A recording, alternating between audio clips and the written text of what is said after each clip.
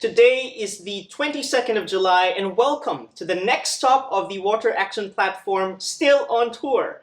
We are broadcasting from Manila, Philippines, and today we are bringing you stories about nature-based solutions from Asia and the Pacific. My name is Yang Villa and I am guest hosting today's webinar. First of all, our sincerest thanks to the sponsors and partners who make the Water Action Platform possible and free for everyone. I am pleased to welcome our newest sponsor, Emerald Technology Ventures. Emerald is a trusted open innovation partner for sustainable impact of numerous multinational corporations. To all our sponsors, thank you for your support.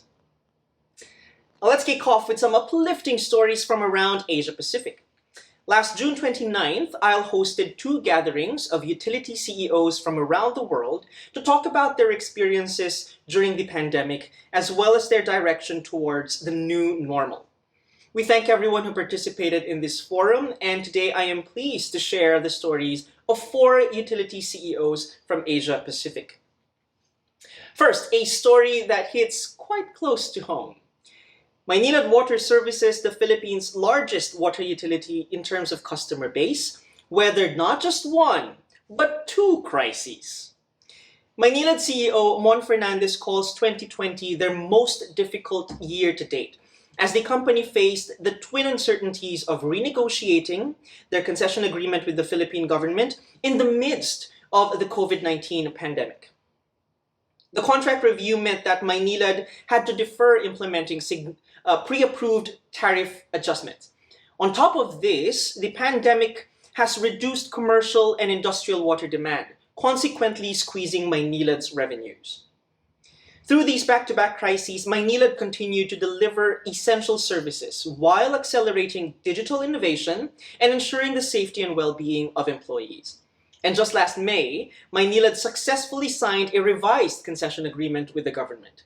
As CEO Fernandez puts it, 2020 was tough, but Maynilad is tougher. Over in Australia, Gold Coast Water and Waste has come through the pandemic stronger and with a more engaged and empowered workforce. GCWW moved from a typical managerial hierarchy grouped by similar functions into a flat structure that they call teams of teams.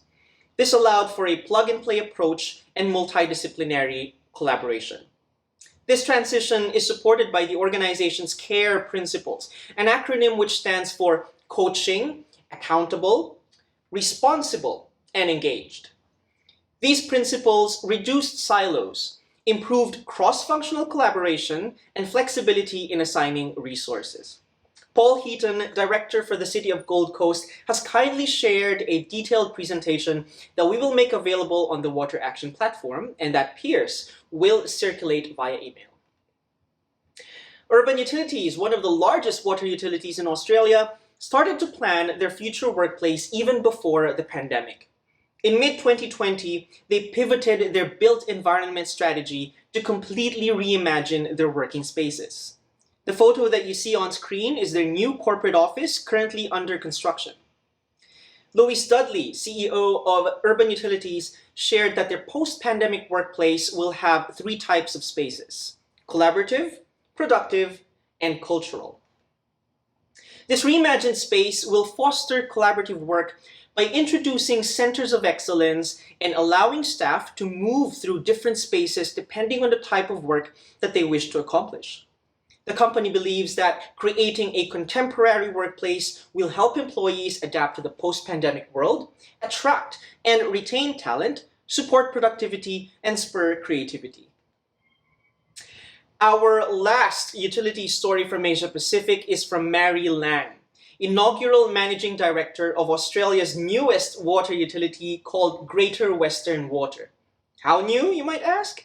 Well, Greater Western Water was formed on July the 1st as a result of a merger between City West Water and Western Water.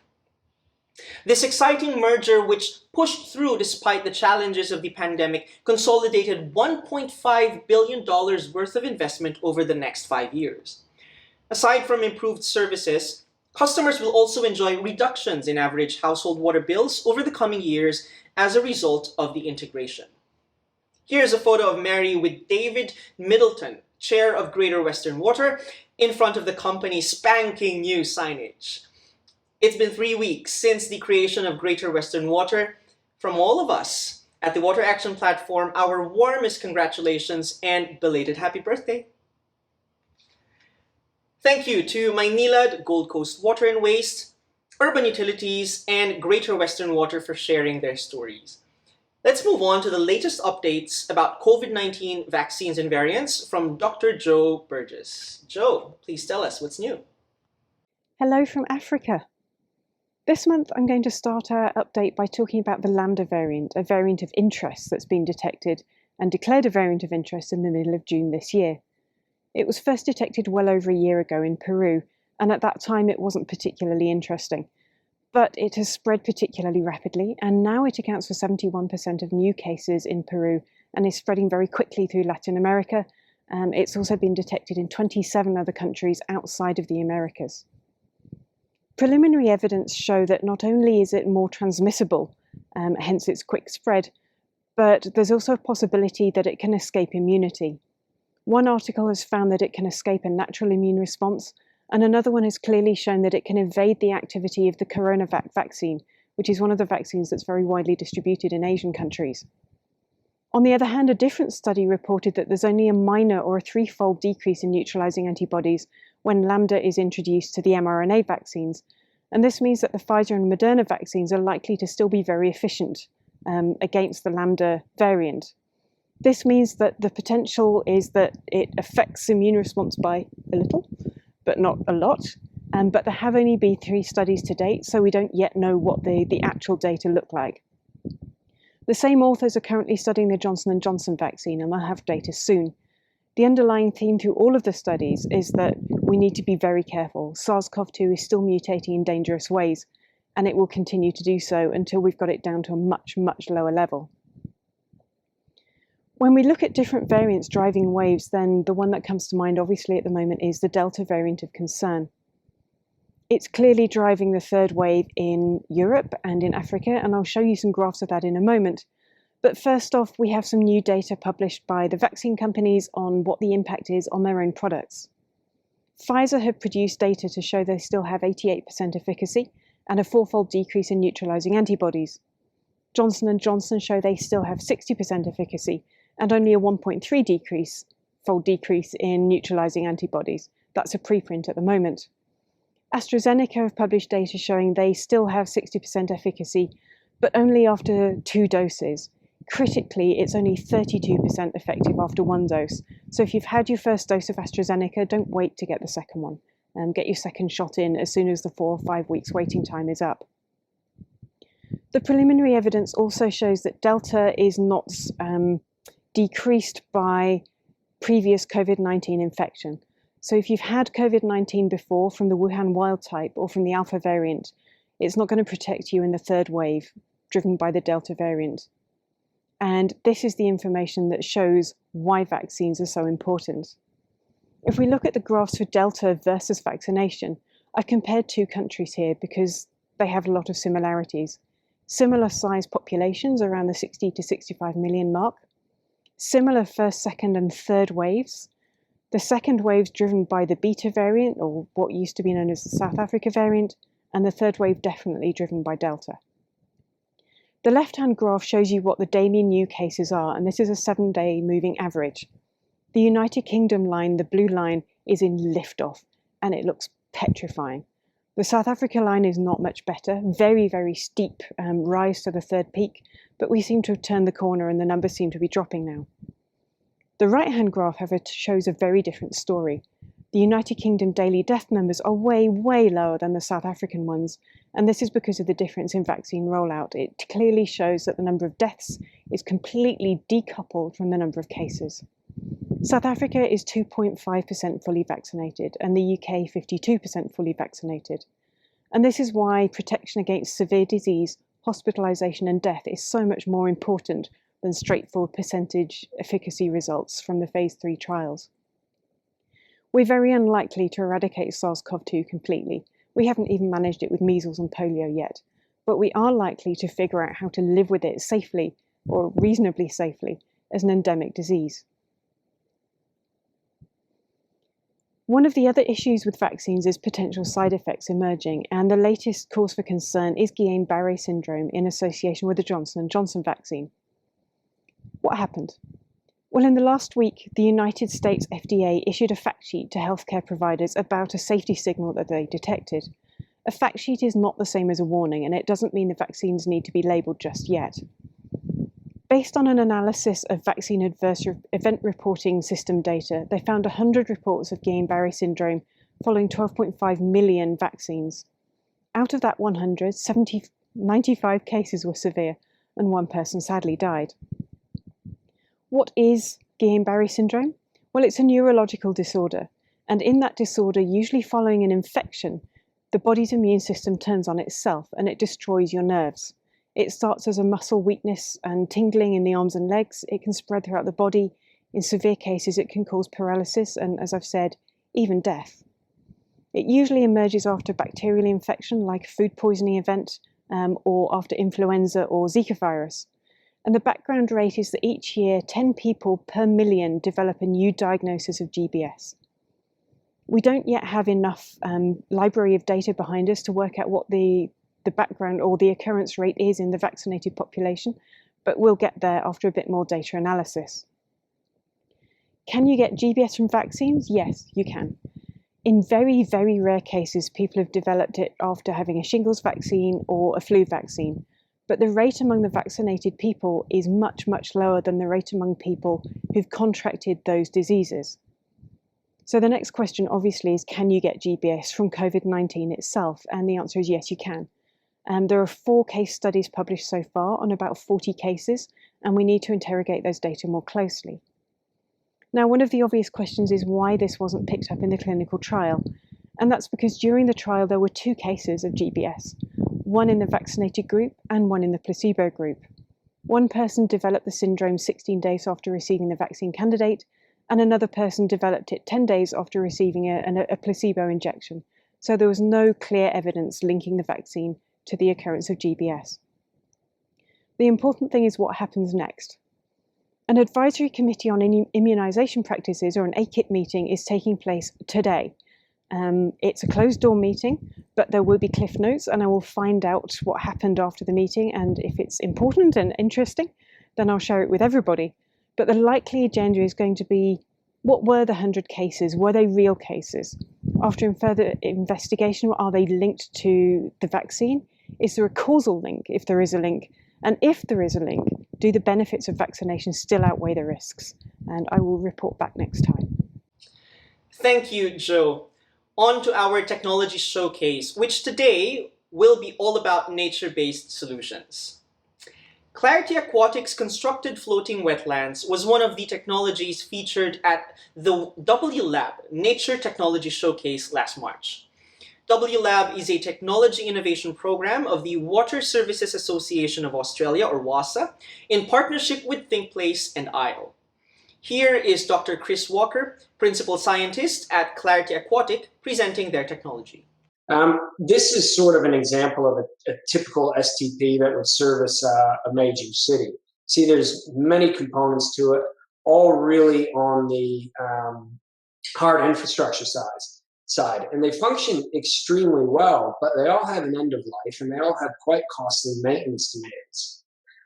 So that brings us to floating wetlands, and these can be used for a range of purposes: stormwater and wastewater treatment, habitat creation and enhancement, coastal and riverbank erosion protection, and the remediation of eutrophic water bodies. And they work through 2 pathways, both physical and biological. In the physical sense, the plants are put into a buoyant structure, and the roots grow into the water column, very similar to hydroponics. Now, in systems with flow, the roots act to disperse that flow energy and enhance sedimentation.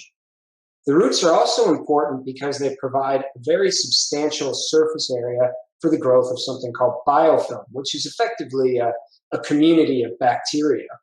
And these biofilms act to trap fine particles and transform nutrients for plant uptake and volatilization. And the more surface area that's provided, the more biofilm growth you get. And as you can see from this photo, there is a very, very significant surface area available on the plant roots. our particular floating wetland has a 10-year structural warranty on the modules and an estimated design life of 50 years. It's fully UV stable, so there's no risk of degradation or microplastic contamination. We have adjustable buoyancy to cater to a range of different plant species and removable planters for ease of maintenance, weeding, and to ensure that plant health is optimal. Because we have that significant buoyancy, we can integrate all sorts of equipment like real-time data monitoring hardware, solar panels, walkways, handrails, all to make sure that stakeholders can be informed how the system is functioning and maintenance personnel can be safe when they're maintaining it. And it's really designed for a wide range of conditions with a really flexible and adaptable design element using the keyways, which allows us to stagger the shape. And installation and maintenance are incredibly easy. That's really important to a lot of utilities. But one of the best things for us is that it can be made of fully recycled materials, and it is fully recyclable at the end of its life. Nothing goes to landfill, and that's really critical these days. Some of the advantages that I touched on before with floating wetlands is it doesn't take up additional land. Plants are pretty well self-sustaining, and the biofilm replenishes itself. Passive systems, such as those without aeration systems, require no energy, and because of that surface area the roots provide, it gives a huge amount of area for biofilm growth. You get enhanced treatment and a reduced footprint. And by having a reduced wetland footprint, you have a smaller maintenance requirement. And what's most important is that it can utilize and enhance existing assets. So I'll take you through a couple of projects in the wastewater sphere that we have, one in Kenilworth, Queensland with Unity Water, and one in Violet Grove, Alberta with Brazeau County.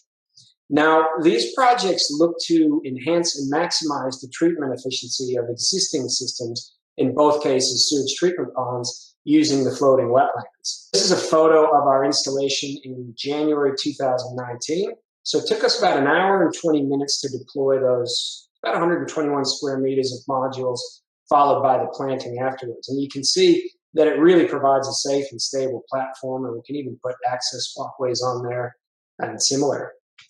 This was 1 year later, and on the right you see the Phragmites. That's, again, actually only 6 months growth, and on the left is the Baumia.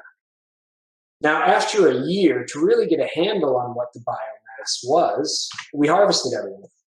So what we did is we took all the shoot mass out of there and got our contractor to weigh what mass removed was achieved. So for Baumia, we achieved 715 kilograms of shoot mass that was pulled out as part of the harvesting regime. And for Phragmites, even though it was only 6 months old, it was nearly 500 kilograms. And that actually equated to the biggest biomass per square meter, most biomass per square meter of any study to date by a significant margin, followed closely by the highest nutrient uptake or nitrogen uptake of any study published to date. So as part of the project with Unity Water, we were collecting plant species throughout the study and sending them down to UQ to get the nutrient uptake rates that they've achieved. As you can see here, we had nearly 70 grams per square meter for the whole plant. We're looking at this in particular because the shoot is obviously harvestable and able to be removed from the system. And as mentioned before, it was one of the highest, it is the highest uptake by over 20 grams per square meter. Followed closely by phosphorus, which is one of, if not the highest of any floating wetland study we've seen to date. It definitely is in terms of a field study. So we're getting 6.03 grams per meter square removed as in the shoots. Thank you, Chris and Wasa, for this technology showcase. Now, if you want to know more about constructed floating wetlands, please get in touch with us and we'll connect you with Clarity Aquatic. Our sector expert will tell us more about nature-based solutions in Asia and the Pacific. So to find out more about the trends of NBS adoption, the challenges and outlook in the region, I have invited Jeffrey Wilson, Senior Water Resources Specialist at the Asian Development Bank. Jeff, thank you for speaking with me today and welcome to the Water Action Platform. Hi Yang, great to be here today. I've been following ISLE's Water Action Platform since it started and I really appreciate what ISLE are offering the industry. Now, can you tell us, how is the ADB promoting or supporting nature-based solutions in Asia Pacific? Nature-based solutions play a big role at the Asian Development Bank. We've been creating client demand for nature-based solutions, and we've been mainstreaming it into our projects. To promote nature-based solutions, we'll mobilize additional financial and knowledge resources from our trust funds, for example from the Water Financing Partnership Facility or the Urban Climate Change Resilience Trust Fund. A good example is the Secondary Green Cities Development Project in Vietnam, which supports environmentally sustainable and socially inclusive development to enhance the city's economic competitiveness. Specifically, we're reducing flood risk by adopting ecological and climate resilient designs.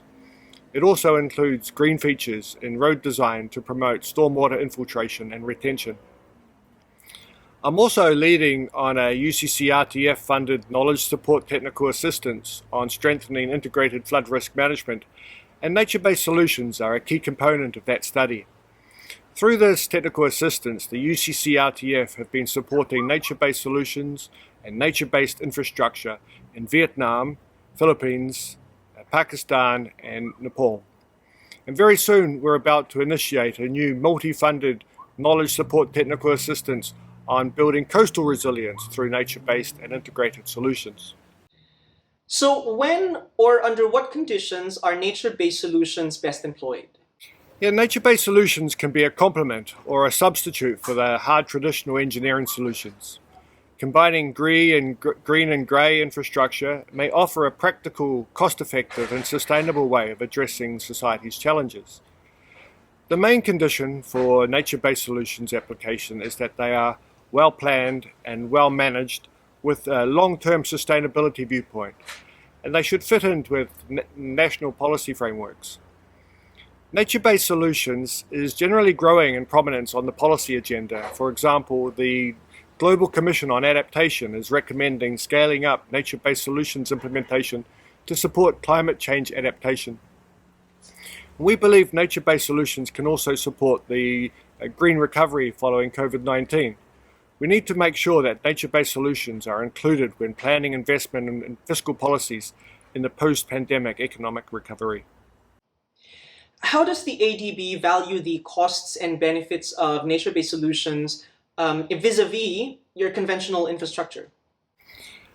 Nature-based solutions provide many co-benefits such as biodiversity conservation, recreational opportunity, job creation. They reduce greenhouse gas emissions, improve air quality. All this is linked to a better overall quality of life.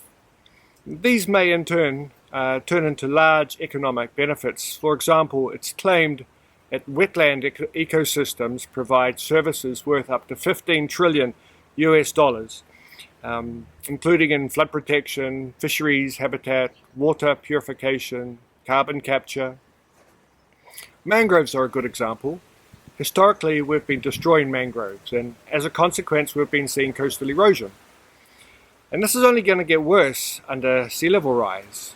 We can re-establish the mangroves and create an environment which halts coastal erosion and also creates a habitat for aquatic and bird life. At the moment, ADB are looking at using mangroves for the Sindh coastal area in Pakistan and for the Nandi River in Fiji. Nature-based solutions can also prolong the lifespan of certain infrastructure. For example, reforestation can slow down runoff and reduce soil loss, and the sedimentation rate in reservoirs can be reduced, and this extends their design life. Nature-based solutions can also reduce project costs, for example, by lowering the operation and maintenance costs for some infrastructure. Investment is still mainly for grey infrastructure, and economic appraisals and decision-making tools to measure the economic value of nature-based solutions are still emerging. Lastly, how do you think can we integrate NBS into mainstream solutions, and how do we scale it up in the Asia-Pacific region? Yeah, scaling up the use of nature-based solutions is not always easy, and this is due to several reasons. Mainly it's the lack of awareness when it comes to the role and the benefits of nature-based solutions. The main limitation is space. Nature-based solutions often require a lot more space than grey engineering solutions. And I believe that we, as practitioners, should continuously be on the lookout for opportunities and to keep an open mind on how we can integrate nature-based solutions into our setting. If we look at where we can add value, then I believe nature-based solutions will speak for themselves. There's also other constraints like a lack of universally adopted design standards and methodologies. Another aspect which needs to be considered is the time it takes for nature-based solutions to reach maturity. For example, it may take up to 10 years for mangroves to establish themselves. So we need to keep looking at these efforts as long-term. But how do we overcome these barriers? Well, by creating an awareness around the nature-based solutions and their benefits and incorporating them into demonstration projects and business case examples. Right now, we're piloting a number of nature-based solutions for disaster risk reduction in cities in Vietnam and Nepal as proof-of-concept projects. ADB is also developing a series of internal guidance documents as part of a more systematic approach for operational commitment to nature-based solutions. I believe we need to introduce nature-based solutions into our bankable projects under our existing investment processes, but we also need to come up with some innovative financing arrangements, maybe through tourism or user charges, cross-subsidies, concession agreements. At ADB, we're looking into these arrangements and more. There are some industrious people at the bank and within our DMC counterparts, and I'm quite sure we will see an upscaling and a mainstreaming of nature-based solutions in the future. I'm sure of that. Jeffrey Wilson, thank you so very much. Now, as Jeff mentioned, the ADB has published a guidance note on COVID-19 and its impact on, as well as the responses of the water sector in Asia Pacific, a report that ISLE has helped to deliver. After this webinar, peers will circulate the download link for this guidance note. And finally, here is a special story that would give you one more reason to tune in to the Tokyo Olympics, which officially begins tomorrow, July the 23rd. Here's Piers speaking with Tim Adams, Executive Vice President for a Canadian technology company called Tecta PDS. Hello, everyone. It's great to be back again. I am here with Tim Adams, the Senior Executive VP for Tecta PDS. Tim, before we jump into the brilliant story you've got to tell today, just tell me a little bit about what it is you do. Yeah, so Tecta PDS, we're the world's only automated testing for E. coli pathogens that's been approved in the world. And so we are able to do it. We say we can do it anywhere by anyone at any time. And we've had a pretty good track run. We went from about 5 countries to 50 countries in the last 5 years. Anyone, anywhere, anytime. That's a pretty bold claim for a technology. Now, you've done things in sporting events in the past, high-profile sporting events in the past. Which ones and what was it specifically you were doing?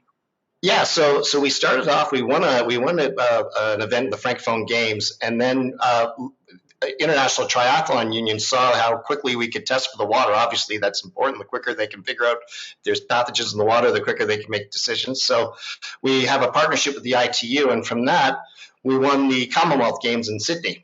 And so I love the way you talk about it. We won the Commonwealth Games. I assume, was it a competitive tender and you did win it? They went out to market and you yes. turned up. Well done. Now, yes.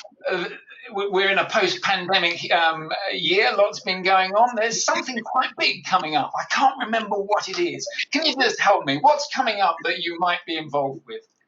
Well, we are very proud to say that we actually won the Olympics, which was a huge ordeal for us. Yeah, so we will be testing all the E. coli in the open water for all open water events, and it started off again with the ITU, but we did an event with the triathlon pre-qualification before COVID, and we were able to detect E. coli, a pretty big event, as a typhoon was coming in, and they were able to change the event and save a lot of the athletes' health because of it. And luckily for us, there were a couple of other unions that were present, and from that, as of today, we will be testing all the events for the open water events at the Olympics, and we're pretty thrilled. For all of them, so everything that's happening in Tokyo, all the water events, Tecta PDS. all open water events. So All the pool, open water events. Tecta PDS is the backbone, keeping all the athletes safe. Well, you know what? The bit I love about this is the Canadians can start their games knowing that they've already got a gold in their back pocket. We're pretty thrilled, Piers, and really thrilled to be talking about it. Well, congratulations. If anyone wants to know more, I assume they can visit the Tecta PDS website. I'll circulate the links when we share. We have a news section with the press release and a little bit about it, a video going through how and why we won. So it's available for everybody to see, and we'd love to talk to everybody about it. Brilliant. Brilliant. Adam, it's been wonderful talking to you. I'm going to go back now to Yang. Back to you, Yang. With that, we come to the end of today's webinar. Thanks again to our sponsors and contributors this week. Our next webinar will be on Thursday, the 26th of August at the usual time. We will be bringing back the broadcast to the UK with Piers. Thank you for tuning in to the Water Action Platform on tour. And until the next time, keep asking questions, keep sharing, and keep safe.